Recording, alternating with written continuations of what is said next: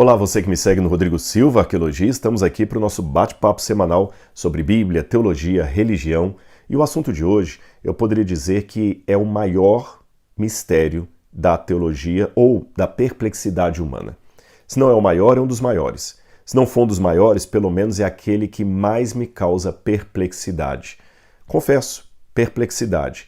É um tema que eu já estudei à luz da Bíblia, eu tenho a minha posição bíblica fundamentada a esse respeito, mas ainda me causa angústia debruçar sobre esse assunto. Eu vou ser mais claro. Por que as pessoas escolhem como escolhem? Por que João foi para a esquerda e Antônio foi para a direita? Por que Maria foi para Cristo e Joana foi para Satanás? Por que uns escolhem o caminho do bem, outros escolhem o caminho do mal? É claro que, ao lidar com esse assunto, inevitavelmente eu esbarro no debate teológico entre Jacó Arminius e João Calvino. João Calvino defendendo uma ideia da predestinação e Arminius defendendo a ideia do livre-arbítrio. Eu vou falar um pouco sobre isso no vídeo de hoje e vou me posicionar.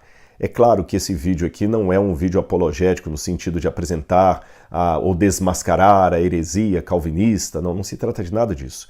É lógico que alguns irmãos presbiterianos ou pessoas que têm uma simpatia pelo calvinismo poderão discordar da minha posição aqui ao ler uma passagem da Bíblia ou outra, que eu vou elucidar um pouquinho da melhor maneira que eu possa isso aqui.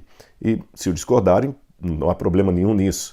Mas saibam que esse vídeo que eu estou fazendo não é para bater em ninguém, mas para apresentar o assunto dentro de um ponto de vista honesto, sincero e perplexo.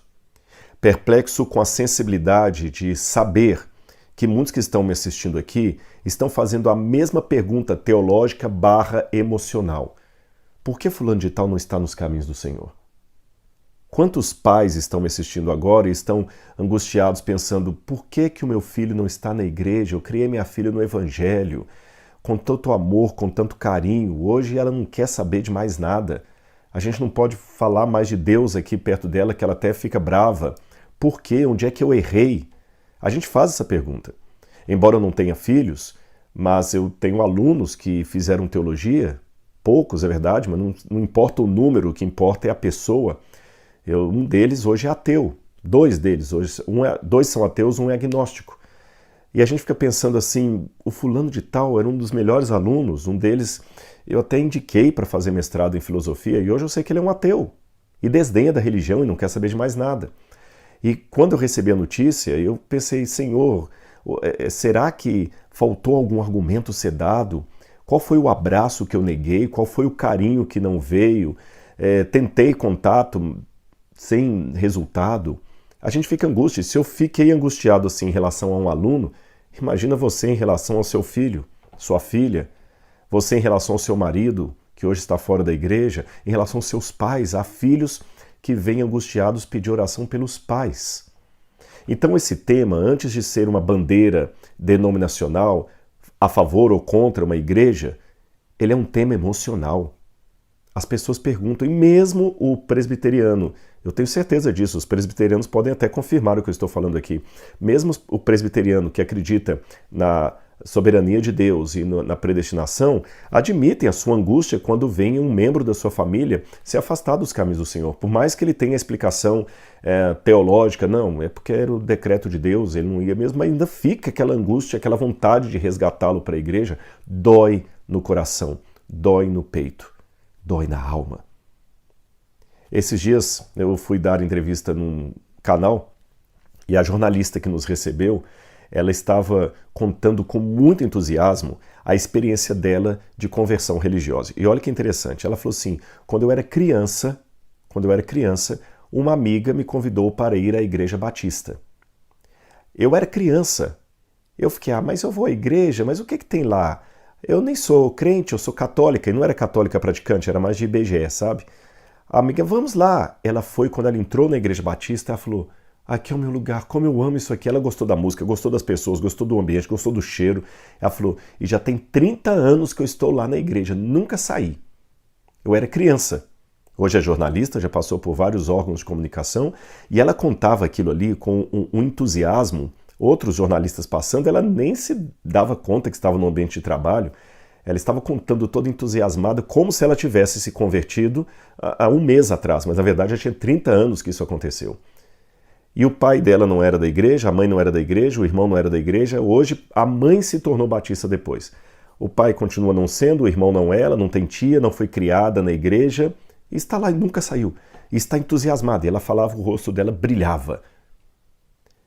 Na mesma semana que eu encontrei essa jornalista, eu vi nas redes sociais um podcast da filha de uma cantora batista muito conhecida, ela contando a experiência dela, num podcast também, de como ela abandonou a igreja. Como ela abandonou hoje, ela falou que já tem 10 anos que ela está desviada. E eu achei interessante e triste a maneira como ela colocava a experiência de desconversão dela. Essa expressão não foi usada no podcast, eu estou colocando. Assim como nós temos algumas pessoas que vão, às vezes, num podcast cristão, contar o seu testemunho de conversão, aquela moça fez um testemunho de desconversão. Ela contou como ela estava na igreja lá cantando, a mãe tem um ministério bonito. Em momento algum do podcast ela demonstrou revolta com a mãe, nada, só contando que ali não era o lugar dela e que ela não queria saber daquilo e que desde pequenininha ela ouvia música de fora escondido e que hoje ela quer cair na vibe mesmo, no mundão e feliz, e o pessoal ovacionando aquele testemunho de desconversão dela. E eu pensei, eu contrastei na hora na mente as duas experiências. Uma nasceu na igreja com a família toda estruturada ali no evangelho e não via ali o lugar dela. A outra não nasceu na igreja, não tinha influência nenhuma e ali sentiu o lugar dela. É difícil entender isso. Muito difícil. E quando a gente vê algo que foge àquilo que é esperado emocionalmente por nós, nós tentamos imediatamente encontrar uma resposta. Por exemplo, se você vê um crime hediondo, um sujeito que mata a própria mãe, a gente imediatamente começa a pensar assim, não, esse camarada era um monstro, ele devia ser um psicopata, ele devia ter um problema de cabeça. Se entra um sujeito numa escola atirando nas crianças, fala assim, não, esse camarada era um louco, era um psicopata, um endemoniado, qualquer coisa assim, porque a nossa mente se recusa a crer que alguém deliberadamente escolheu aquilo que nós consideramos errado ou hediondo. A gente simplesmente não aceita. Simplesmente não aceita. Quando a gente vê um caso como dessa menina de desconversão, pelo nome que eu usei aqui, a gente também fica tentando achar respostas que não temos. Não, talvez o lar dessa pessoa não foi um lar cristão autêntico, às vezes ela tinha um trauma em casa do pai que na igreja era uma coisa, em casa era outra, de repente ela teve uma educação muito repressora, uma educação muito legalista, que ela apanhou para ler a Bíblia, causou traumas, então o trauma justifica hoje ela ter ojeriza da igreja, ela tem quase um burnout em relação à igreja, só que não parece ser o caso. Especificando nesse exemplo que eu dei, em nenhum momento essa moça que deu a entrevista falou qualquer nota de reclamação dos pais, da educação dela. Não, pelo contrário, ela falou que curtia até a época da igreja lá, era feliz e tudo mais. E aí? Por que as pessoas escolhem desse jeito? Elas escolhem. Mas por que escolhem assim? Falando desse assunto na Bíblia, já que eu falei que eu esbarrei aqui na questão de Calvino, eu vou resumir para vocês. Eu fiz um resuminho aqui, porque pode ser que muita gente que está me assistindo nem sabe o que é Calvino, nem sabe o que é Arminius, está ouvindo pela primeira vez isso aqui. Para não ficar assim muito solto, deixa eu explicar à guisa de ilustração o que ensina essa ideia do livre-arbítrio. Na verdade, ela não nasceu com João Calvino, o fundador da igreja presbiteriana, ali quando ele estava na Suíça. Não. Você já tem uma ideia de predestinação, por exemplo, para falar em autores cristãos, em teólogos cristãos, em Santo Agostinho. Santo Agostinho, eu esqueci de pegar o livro, eu tenho ali o livro Confissões, e também nos comentários dele sobre os Salmos, Santo Agostinho fala que Deus, na sua onisciência, predestinou de antemão a salvação daqueles que seriam salvos ou não. Então já existe uma doutrina da predestinação ali em Santo Agostinho. Não é exatamente a doutrina de João Calvino, mas influenciou bastante o pensamento de João Calvino. Tanto é que ele cita muito Santo Agostinho nessas obras dele aqui, olha, as Institutas de João Calvino. Eu tenho aqui, eu li esse material quando eu ainda estava na faculdade de teologia. A minha está toda marcadinha aqui, E eu separei 2 textos de João Calvino para ler para vocês aqui. E o que é o predestinação então, Rodrigo? A predestinação, em linhas gerais, seria o seguinte: Deus é soberano. Esse é o primeiro ponto. Se Deus é soberano, nada pode fugir da vontade de Deus. A vontade de Deus não pode ser cancelada, a vontade de Deus não pode ser ignorada, a vontade de Deus não pode ser frustrada. Então, se a vontade de Deus não pode ser frustrada, e o João foi salvo, é porque a vontade de Deus se cumpriu. Deus queria que o João se salvasse. E se o Joaquim se perdeu, é porque a vontade de Deus se cumpriu. Deus queria que o Joaquim se perdesse. Entenderam? Então até a salvação e a perdição, tudo faz parte do decreto de Deus, da vontade de Deus. Porque de acordo com essa linha, porque é predestinação, você foi destinado previamente para. Então eu fui predestinado para o céu, eu fui predestinado para o inferno, eu fui predestinado para isso, eu fui predestinado para aquilo. Nesse aspecto não há espaço para o livre-arbítrio. E o que seria livre-arbítrio? O John Piper, ele apresenta 3 definições de livre-arbítrio. John Piper é de teologia calvinista. Uma delas seria, uma definição popular, que livre-arbítrio é aquela vontade que eu tenho e que eu exerço soberania sobre ela. Por exemplo, eu tenho livre-arbítrio agora entre ficar sentado aqui e levantar. É um livre-arbítrio que eu tenho. Eu escolhi ficar sentado. Eu tenho livre-arbítrio entre gravar esse vídeo para vocês ou não gravar esse vídeo. É o livre-arbítrio. E uma coisa que o John Piper não fala, mas eu vou ampliar aqui, você tem várias definições, vários emaranhados desse livre-arbítrio aqui. Você tem coisas que você tem limitação no seu livre-arbítrio. Por exemplo, eu não posso no meu livre-arbítrio decidir ser e não ser ao mesmo tempo. Tá certo? Eu não posso agora no meu livre-arbítrio decidir ser uma estrela. Não existe isso. Então você tem aí algumas questões a serem colocadas. Aí o John Piper coloca aqui essa definição popular.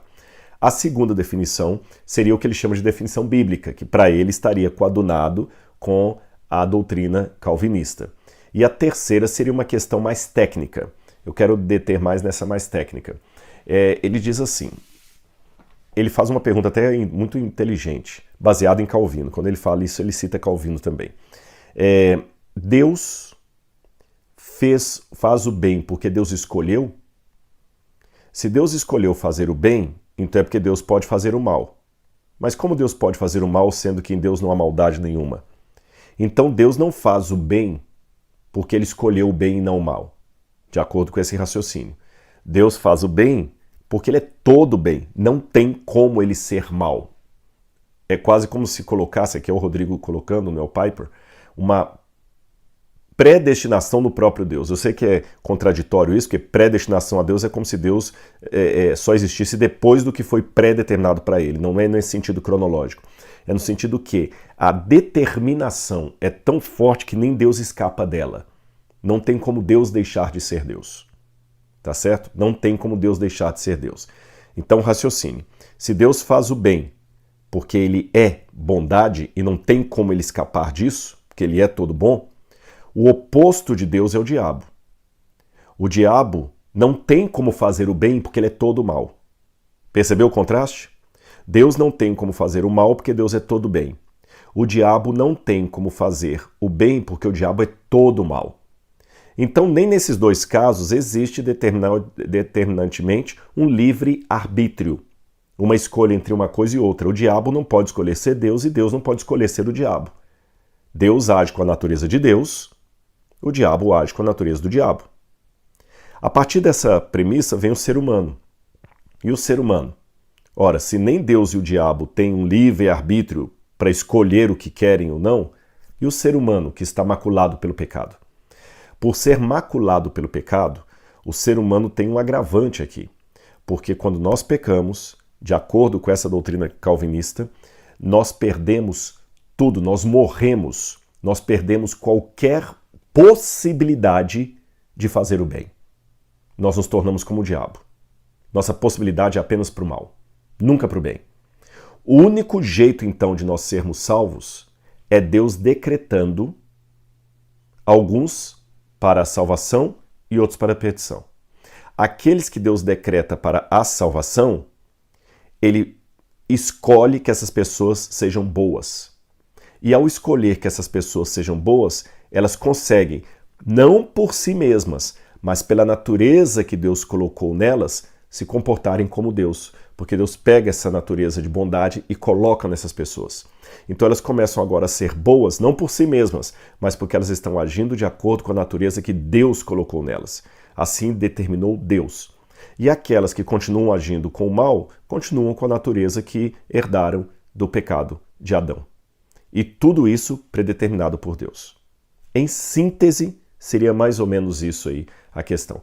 E eu sei que alguém pode falar, Rodrigo, não é bem assim que você está colocando a coisa, você está deturpando, colocando assim, fica muito feio. Olha, eu vou admitir para vocês, eu vou ler para vocês a admissão que o próprio Calvino fez com relação a isso. Olha o que ele diz aqui, olha. Eu estou lendo as Institutas de Calvino, eu separei aqui o livro, essa parte que eu li aqui, acho que é do livro 2, capítulo 16. Não, livro 2, capítulo 15, verso 9. Calvino, por que eu digo livro 2? É porque embora que eu tenha volume 1 e 2, mas ela é subdividida em várias partes aqui, tá? Diz assim, olha. Vamos imaginar, por exemplo, um mercador que entrou numa floresta, numa companhia de homens fiéis. Um dos seus companheiros desavisados foi para longe da companhia e ele acabou caindo nas mãos de ladrões, numa jaula de ladrões. Ele caiu entre esses ladrões e eles o degolaram. A sua morte não foi apenas prevista pelos olhos de Deus, mas foi determinada pelo decreto de Deus. Pois nós não podemos dizer apenas que Deus viu quanto tempo aquele homem existiria, mas Deus determinou e fixou as fronteiras que não poderiam passar. Olha aqui que interessante, o próprio Calvino faz uma analogia aqui, que se um camarada é degolado é porque Deus quis. Foi decretado por Deus. Você fala, Rodrigo, mas isso é muito forte. O próprio Calvino admitiu, agora um outro aqui que eu vou ler, esse aqui acho que é o livro, esse aqui é do livro, gente, desculpa, eu vou falar a página 955, mas eu devia ter colocado um livro aqui em cima, no capítulo 23, verso 7. É porque, como eu falei, são vários livrinhos pequenos e estão em 2 volumes aqui. Deus também predestinou o homem para o pecado. Isso aqui para mim foi mais sério. O decreto de Deus chega a tal ponto na visão de Calvino que até a queda de Adão foi decidida por Deus. Deus quis que Adão caísse em pecado. Deus determinou assim. E ele fala assim, olha, Deus também predeterminou a queda no pecado. E embaixo ele fala, o decreto de Deus é horripilante, é horrível, eu confesso. Até eu estou com uma versão em inglês aqui, o tradutor até colocou na nota 17 aqui a expressão latina que Calvino usa, decretum quid horribile fateor. O decreto de Deus é terrível, eu admito, eu confesso. E eu não vou negar que isso aqui é realmente difícil de aceitar. Ou seja, o próprio Calvino não amaciou a ideia para ficar mais bonitinha na fita. Ele viveu numa época, século XVI, em que eles não estavam tão preocupados com o politicamente correto. Existe uma forma de resumir essa resposta calvinista à queda, que é a chamada tulip, ou tulipa em inglês. Em português não dá certo o acróstico não. E também nem foi Calvino que resumiu assim. Quem fez assim foram os alunos de Armínios para resumir a doutrina calvinista que eles queriam refutar. Então, eles pegavam a palavra tulip, ou tulipa em inglês, e cada letra dela formava um dos 5 pilares do calvinismo. O primeiro seria a letra T, total, a depravação total. A depravação total seria aquilo que eu falei. Quando pecamos, perdemos por completo a capacidade de escolher o bem. Depois, eleição incondicional, ou seja, antes da fundação do mundo, Deus já escolheu os que ele iria salvar, e esses que ele escolheu, ele daria a capacidade de fazer o bem. Os outros não. Número 3, expiação limitada. Embora esse seja um assunto complexo, o calvinista vai dizer que Deus abriu a porta do céu para todos, mas não são todos que vão entrar. Tá certo? Cristo, embora o sangue dele possa capacitar a todos, só vai capacitar aqueles que Deus escolheu. Número 4, graça irresistível. Aqueles que Deus escolheu não tem como resistir à graça. Não é o fato que Deus força a salvação, mas é porque uma vez que a graça vem para aqueles que foram eleitos, eles vão passar para a natureza do bem e vão conseguir então agora escolher a luz que os outros não têm condição porque não têm acesso a ela. E por fim, a perseverança. Deus vai conservar fiéis até o fim aqueles que ele escolher. Seriam esses os pontos. Eu, irmãos, vendo isso na Bíblia, eu tenho que admitir algumas coisas para vocês. A Bíblia, se você olhar assim, grosso modo, não é um assunto que dá para resumir em 10 minutos. Seria até, assim, ridículo isso. O assunto é complexo, há muitas passagens que às vezes parecem apontar para o que Calvino falou, há passagens que parecem contradizer completamente o que Calvino falou, e também confesso que há teólogos assim de grande envergadura que defendem a posição de Calvino. Eu, particularmente, como é que eu lido com esse assunto na Bíblia Sagrada? Até para resolver a minha perplexidade diante do tema que eu admiti no início do vídeo. Porque não é fácil isso. Até me lembro aqui agora que eu tive duas situações muito parecidas, mas que ocorreram em épocas diferentes com pessoas diferentes. Uma foi de um espírita kardecista que falou comigo assim: Rodrigo, se eu parar de acreditar na reencarnação, eu perco a minha fé no amor e na bondade de Deus. Eu falei, por quê? Ele falou assim, não, porque se eu não acredito que a pessoa que está hoje sofrendo está pagando alguma coisa que ela fez no passado, eu não vou mais acreditar num Deus de amor e conviver ao mesmo tempo com a realidade de uma criança passando fome na rua. Então, na cabeça desse meu amigo espírita, a única maneira que ele tem de conciliar a bondade de Deus com a justiça de Deus é imaginar que aquela criança que está passando fome hoje, no passado foi talvez um rico explorador do pobre e que fez muita gente passar fome. Então ele reencarnou hoje numa criança de rua para pagar pelo pecado que ele cometeu no passado. Aí sim. E a outra situação análoga foi justamente de um irmão presbiteriano também, de um amigo presbiteriano, que falou comigo, olha, se eu parar de acreditar na predestinação, eu perco a fé na justiça e na bondade de Deus. Porque como é que alguém foi criado no Evangelho, sai da igreja e outro que não foi criado no Evangelho vem para a igreja? Então, são situações análogas. Não tem comparação nenhuma entre calvinismo e kardecismo. Eu só comparei as duas situações desses dois que, no diálogo aberto, falaram isso aí para mim. Eu, particularmente, acredito que Deus não causa os acontecimentos que ele prevê por sua presciência. Eu não creio que ele causa. E eu não acho também que a justiça e a misericórdia de Deus são coisas que a gente tem que colocar assim, olha, eu tenho que encaixar na história isso aqui, porque elas não são excludentes. A Bíblia fala das duas como uma só.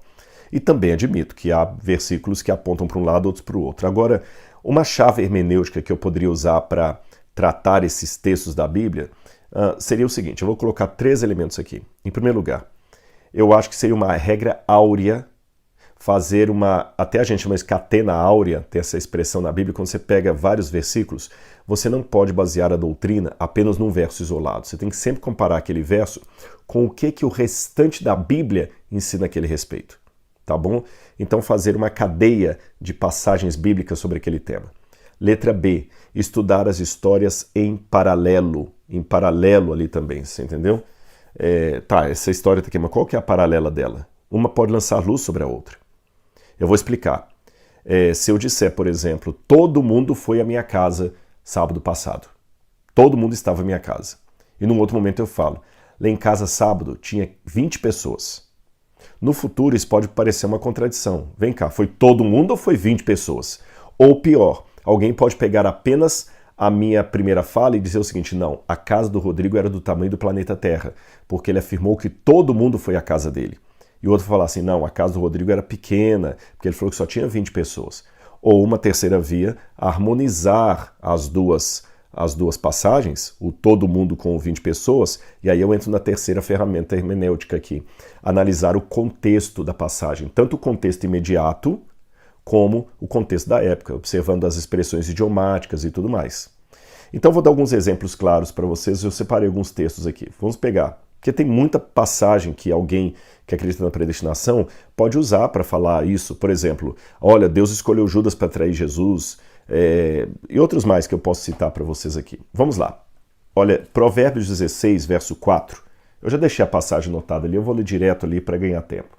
Provérbios 16, verso 4 diz assim: o Senhor fez todas as coisas para determinados fins, e até o perverso para o dia da calamidade.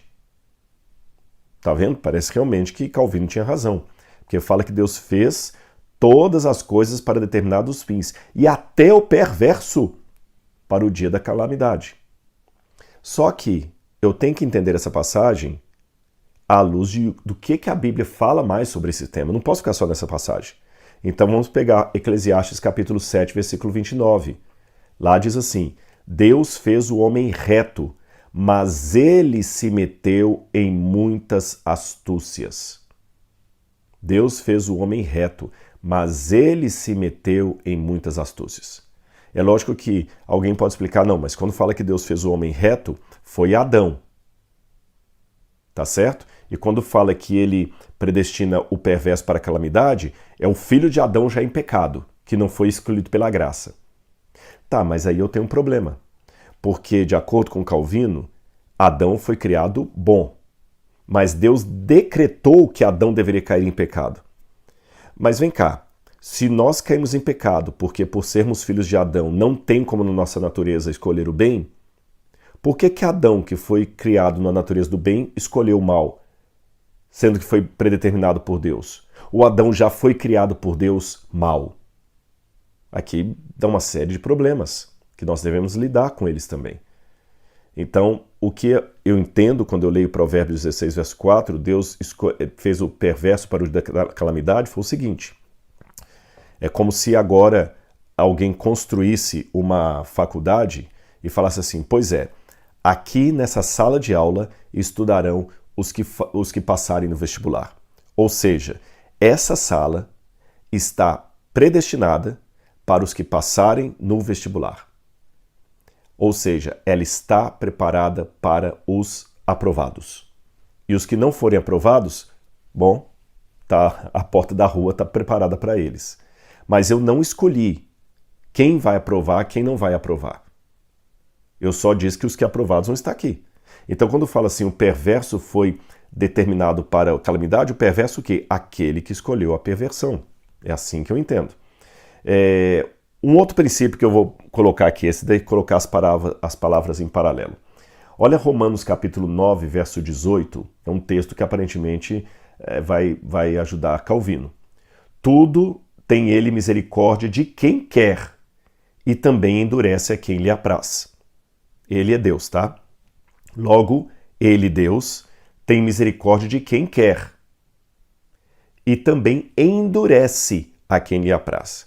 Aí é lógico que quando a gente pega essa passagem, o paralelo dela é Êxodo capítulo 4, 21 e Êxodo capítulo 7, verso 3, que afirma que Deus endureceu o coração de Faraó.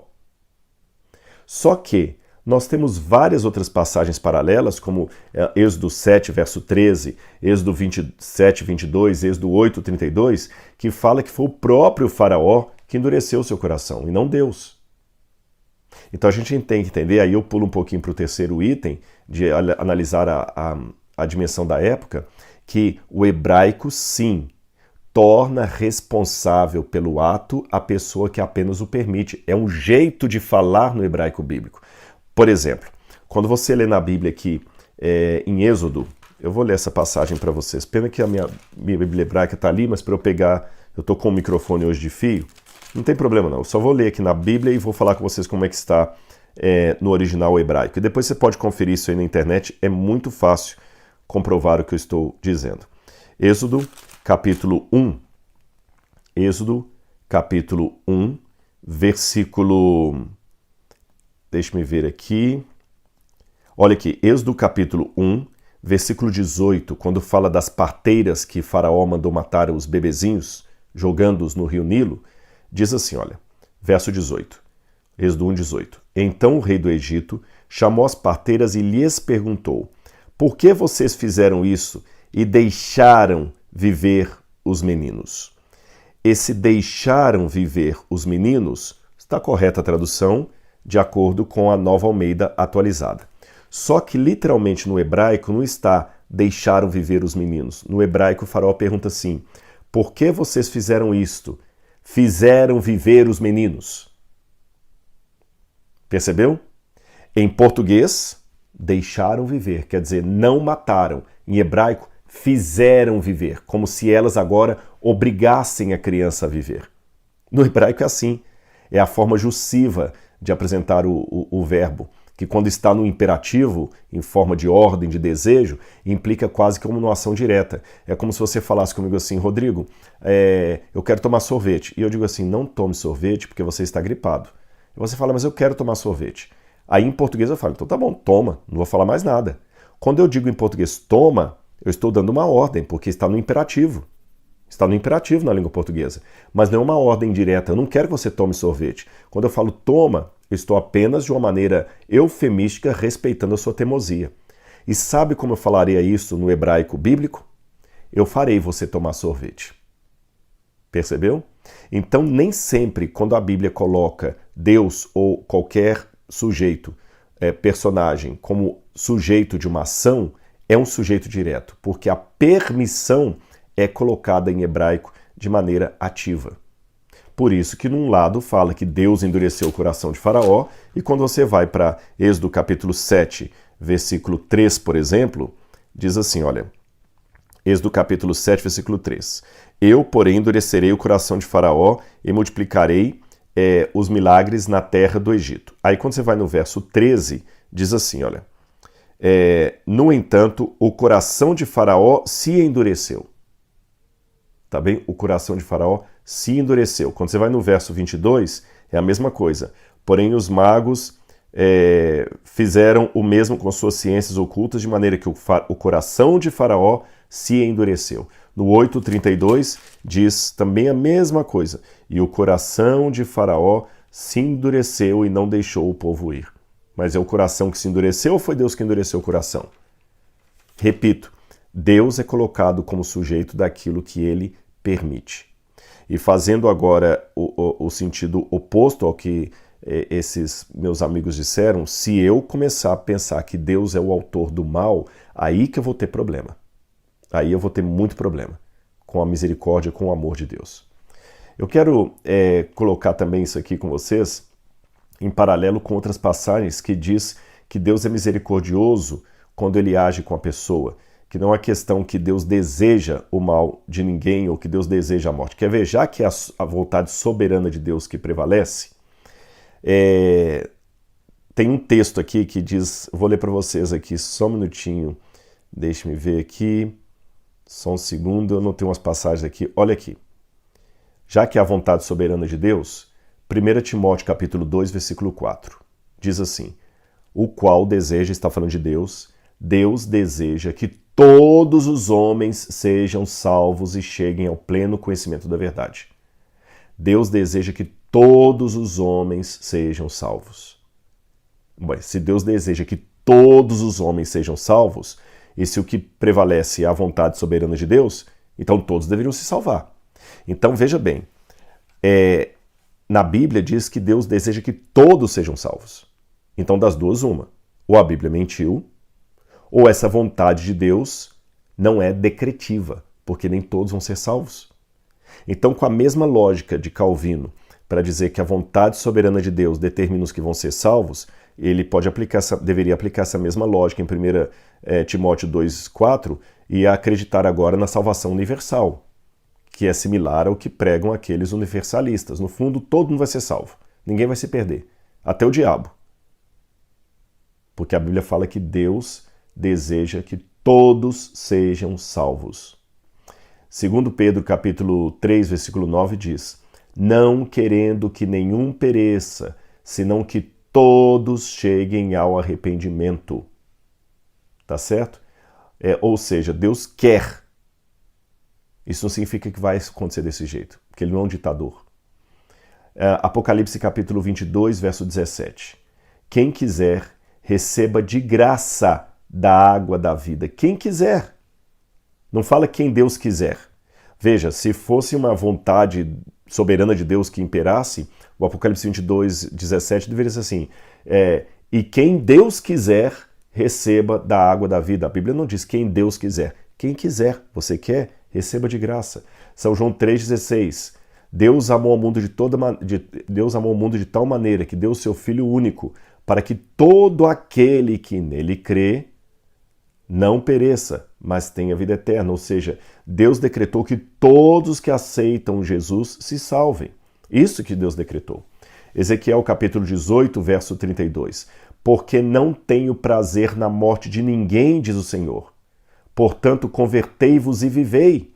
Ora, se Deus não tem prazer na morte de ninguém, e alguns morrem, e a vontade soberana de Deus que determina isso, então eu tenho que dizer que Calvino sabe que Deus deseja coisas que não lhe trazem prazer. Isso é patológico. Desejar algo que não me traz prazer é patológico. Mateus capítulo 7, versículo 21. Nem todo que me diz Senhor, Senhor entrará no reino de Deus, mas o que faz a vontade do meu Pai que está nos céus. Ou seja, muitos não serão salvos porque não aceitaram as condições da salvação. Jeremias 21, verso 8. Eis que ponho diante de vós a vida e o caminho da morte, para que 2 caminhos de sorte de cada um. Deus fala assim, eis que põe para você 2 caminhos, né?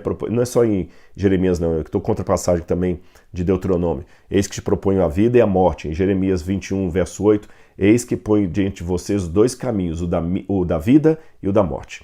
Aí eu pergunto, por que Deus coloca diante de todo mundo 2 caminhos da vida e da morte, sendo que, na verdade, tudo vai depender do que ele escolheu. Então, na verdade, ele não põe diante de todo mundo 2 caminhos. Ele põe diante de uns o caminho da morte e diante de outros o caminho da vida. Mas nunca Deus vai colocar diante do mesmo indivíduo 2 caminhos da vida e da morte. Porque não faz sentido. Se a pessoa já é predestinada para o caminho da vida, Deus vai colocar diante dela somente um caminho, o caminho da vida. Se a pessoa já é destinada para o caminho da morte, Deus vai colocar diante dela apenas o caminho da morte. Mas o que a Bíblia fala é que ele coloca diante do indivíduo ou do grupo 2 caminhos. Apocalipse capítulo 2, verso 10. Sê fiel até a morte e te darei a coroa da justiça. Da vida, perdão. Atos 17, verso 30. Agora, pois, notifica aos homens que todos em toda parte se arrependam.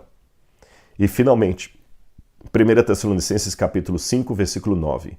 Porque Deus, essa para mim é uma passagem chave, Deus não nos destinou para a ira, mas para alcançar a salvação mediante nosso Senhor Jesus Cristo. Essa declaração, para mim, ela é muito significativa, porque fala que Deus não destinou ninguém para se perder. Deus não nos destinou para a ira.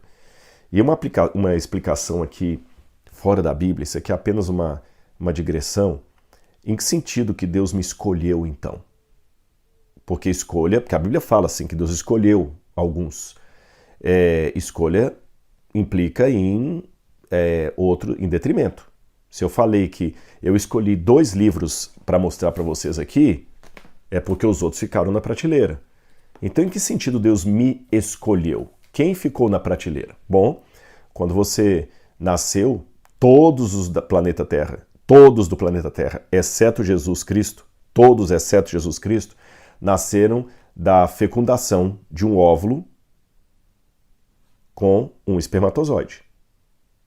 Tá certo? Um espermatozoide. Agora, no esperma, você tinha ali bilhões e bilhões e bilhões de outros que poderiam ter fecundado o óvulo antes de você. Ou seja, o seu nascimento foi uma escolha diante de bilhões de outras que poderiam ter acontecido. O ateu, materialista, evolucionista vai dizer que eu consegui ser aquele espermatozoide que fecundou o óvulo por sorte, acaso. Eu prefiro dizer que foi por escolha, providência. Deus escolheu. Sabe aquelas palestras de autoajuda que o sujeito fala, você já nasceu campeão porque você venceu uma maratona com milhões e milhões e milhões e milhões de outros espermatozoides e você foi o primeiro lugar que entrou e ganhou o prêmio da vida. Você é um vencedor, você é um campeão. Aí, campeão, vencedor. Aí pensa, na verdade, você não foi campeão coisa nenhuma. Foi Deus que colocou você ali porque Ele escolheu você. Eu sei que isso aqui é um pouco romântico, não é exegético, essa comparação não é exegética, não é? Ela é romântica, mas ela mexe comigo, Deus me escolheu. E eu termino esse vídeo ainda com a perplexidade com a qual eu comecei. Por que as pessoas não escolhem o caminho do bem? Por que aquela jornalista que eu conheci